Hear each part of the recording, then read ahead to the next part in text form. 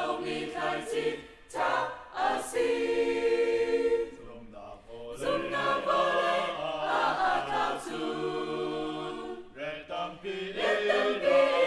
a cơn sa đồn cần đi chu văn chung bên nào tô phù bắt chạm ya khi a ken tu cần si lan văn chung bên nào tu mi rau thiêu bông mu chia ma chung lần a nghe chim na thong in qua ra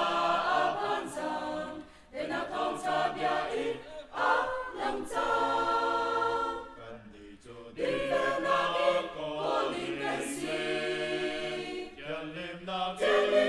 in toàn linh cái gì Lord na in trong bút mi a si cha a mu ko lâu mi khai chi cha a si zum na vole a cao chu let them be a cơn sa đồn cần ni chu văn chung bên nào tô phù và chém ya khi a ken tu cần si lai văn chung bên nào sur ban tu ca si mi buồn kịp cần ni tum đi tua na thong in ban rong a den chang một bát phial mi rian chu a linh chang in về na in có linh cái gì thiên lim na in toàn linh cái gì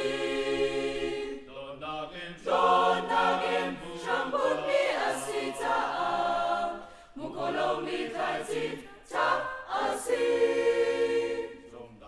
zum na vole a cao chu let them be a cơn sa đồn cần ni chu văn chung